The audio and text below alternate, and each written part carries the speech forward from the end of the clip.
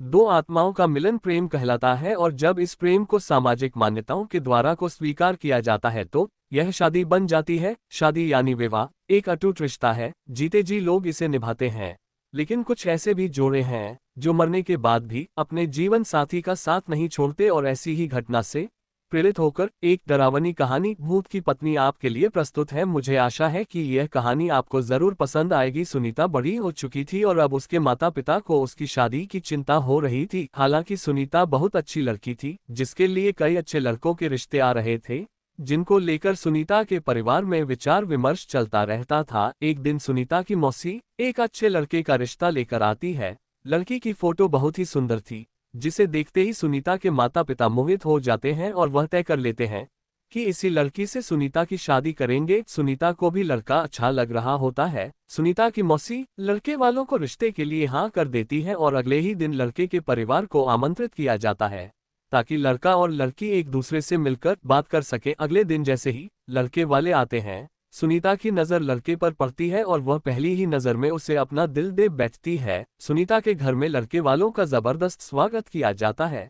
दोनों परिवारों के बीच में रिश्ते की बात तय होते ही दोनों की धूमधाम से शादी कर दी जाती है। शादी के बाद लड़का सुनीता को लेकर शहर चला जाता है। शहर में वह कंपनी के मकान में रहता था। दोनों की शादीशुदा जिंदगी खुशनुमा चलने लगती है। सुनीता अपने पति को बहुत प्यार करने लगी थी। ऐसा लग रहा था मानो सुनीता को 7 जन्म की खुशियां एक ही जन्म में मिल गई हो। एक दिन सुनीता और उसका पति फिल्म देखने थिएटर जाते हैं। दोनों पूरा दिन खूब मजा करते हैं, लेकिन जैसे ही वह वापस लौट रहे होते हैं, अचानक एक कार सुनीता के पति को जोरदार टक्कर मार के चली जाती है। वो तुरंत अपने पति को उठाती है और उससे पूछती है कि आपको कहीं चोट तो नहीं लगी। सुनीता का पति मुस्कुराते हुए सुनीता के साथ चलने लगता है। सुनीता अपने पति के साथ घर आ जाती है। रात हो चुकी थी और दोनों बाहर से खाना पीना करके आए थे। सारा दिन दोनों ने खूब मजे किए, लेकिन सुनीता बहुत थक चुकी थी, इसलिए वह आते ही अपने घर में सो जाती है। सुबह उठते ही वह अपने पति के लिए चाय नाश्ता बनाती है और अपने पति को उठाने जाती है,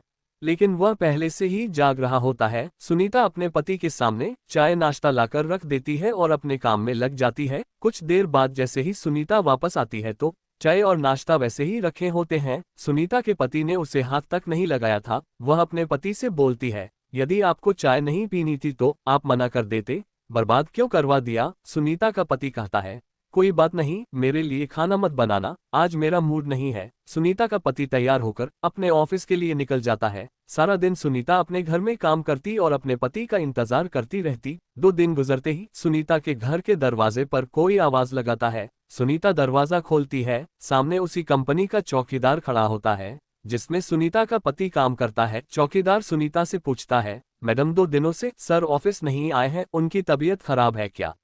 मुझे मैनेजर साहब ने भेजा है। सुनीता को आश्चर्य होता है क्योंकि उसका पति तो रोज तैयार होकर ऑफिस के लिए निकल जाता था, फिर वह ऑफिस कैसे नहीं पहुंचा। चौकीदार के जाते ही सुनीता अपने पति के घर लौटने का इंतजार करने लगती है। शाम को सुनीता के पति घर आता है। वह उनसे पूछती है, आप ऑफिस के बहाने से कहाँ जाते हैं? सुनीता का पति उसे यहाँ वहाँ की बातों में घुमाकर अपने कमरे में चला जाता है। अगली सुबह सुनीता अपने घर के दरवाजे पर दूध ले रही होती है, तभी चौकीदार फिर से आ जाता है और कहता है, क्या साहब अभी तक नहीं आए? सुनीता कहती है, वो तो अंदर बैठे हैं, जाओ मिल लो। चौकीदार घर के अंदर पहुंच जाता है। वह चारों तरफ देखता है, उसे कुछ नजर नहीं आता। पीछे से सुनीता दूध लेकर आ जाती है। चौकीदार सुनीता से कहता है, कहाँ है साहब? सुनीता कहती है, अंधे हो गए हो क्या? तुम्हारे सामने ही तो बैठे हैं। लेकिन चौकीदार को सुनीता पागल लग रही थी क्योंकि सामने कोई नहीं बैठा था। दरअसल उस रात जो कार एक्सीडेंट हुआ था उसमें सुनीता के पति की जान जा चुकी थी। चौकीदार सुनीता से दोबारा कहता है, मैडम वहां कोई नहीं बैठा है। लेकिन सुनीता चौकीदार को चिल्लाते हुए अपने पति को जाकर पकड़ लेती है और कहती है, ये देखो इतना बड़ा इंसान तुम्हें नजर नहीं आ रहा? सुनीता के साथ कोई दिखाई नहीं दे रहा था। चौकीदार वापस लौट जाता है और कंपनी में जाकर सारी बात कह देता है। जब कई दिनों तक सुनीता का पति काम पर नहीं आता तो कंपनी की तरफ से दिया हुआ कमरा खाली करने के लिए नोटिस भेजा जाता है। सुनीता नोटिस पढ़ते ही चिंतित हो जाती है और अपने पति से कहती है, आप कंपनी में काम कर रहे हैं, फिर क्यों हमें इस घर से निकलना होगा?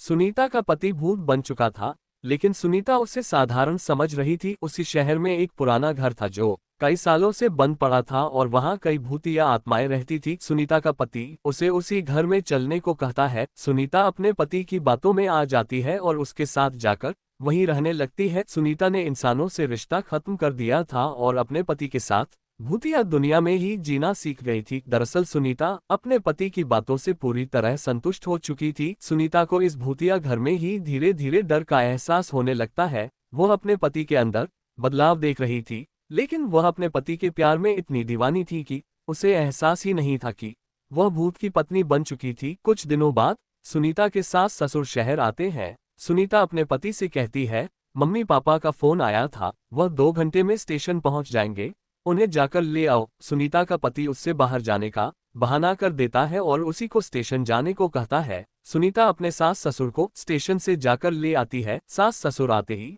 अपने बेटे यानी सुनीता के पति के बारे में पूछते हैं। सुनीता कहती है वह अभी किसी काम से बाहर गए हैं, कुछ देर में आ जाएंगे। सुनीता अपने सास ससुर के आने से बहुत खुश थी। वह उनके खाने की सारी तैयारियां करने लग जाती है।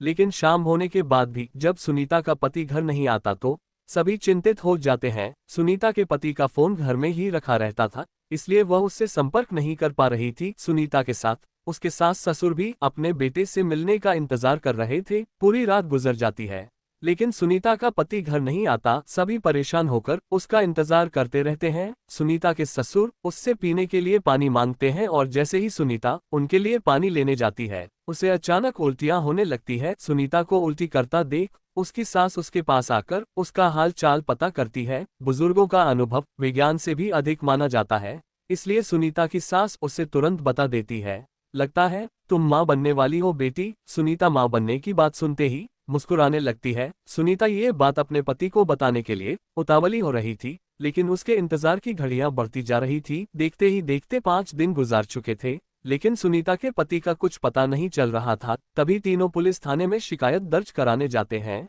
पुलिस वाले सुनीता से कहते हैं 5 दिनों से तुम्हारे पति गायब है, लेकिन तुम्हें अब याद आ रही है। सुनीता ने जवाब देते हुए कहा, सर वो ऐसा 1-2 बार और कर चुके हैं, इसलिए मैं इसे सामान्य घटना समझ रही थी, लेकिन जब 5 दिनों से उनका पता नहीं चला तो मुझे लगा हो सकता है वह कोई खतरे में हो। पुलिस पर रिपोर्ट दर्ज कर लेती है और जांच पड़ताल शुरू कर देती है।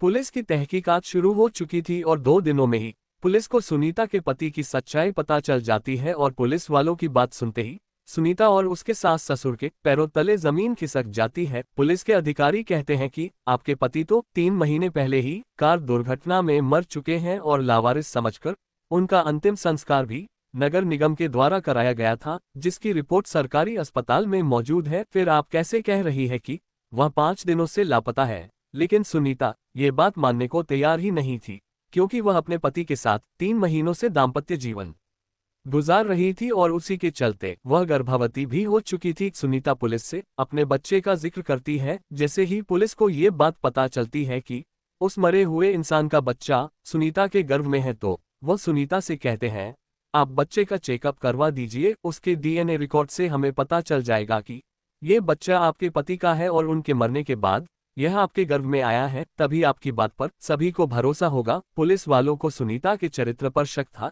इसलिए वह इस परीक्षण की मांग कर रहे थे। सुनीता को सरकारी अस्पताल लाया जाता है और वहां बच्चे का परीक्षण किया जाता है और जैसे डॉक्टरों के पास बच्चे की रिपोर्ट आती है तो उनके पसीने छूट जाते हैं, क्योंकि बच्चा साधारण नहीं था, वह 2 महीने का था, लेकिन उसका विकास 8 महीने के बच्चे के बराबर हो चुका था और अगले ही महीने वह जन्म लेने वाला था। डॉक्टरों के लिए अपने आप में यह ऐतिहासिक बात थी कि 4 महीने में कैसे कोई बच्चा जन्म ले सकता है। डॉक्टर सुनीता के हालात के बारे में विचार कर ही रहे होते हैं कि अचानक सुनीता के पेट में दर्द बढ़ने लगता है। डॉक्टर सुनीता के इतने जल्दी बिगड़ते हुए हालातों को समझ नहीं पा रहे थे। सुनीता को आपातकालीन कक्ष लाया जाता है। तभी डॉक्टरों को पता चलता है कि सुनीता की डिलीवरी का समय आ चुका है और कुछ ही देर बाद सुनीता एक भूतिया बच्चे को जन्म दे देती है। सुनीता का बच्चा देखने में बहुत खूबसूरत था, लेकिन उसकी शारीरिक बनावट कुछ अलग थी। उसके दांत जन्म के साथ ही निकले थे और उसकी आंखें लाल थी।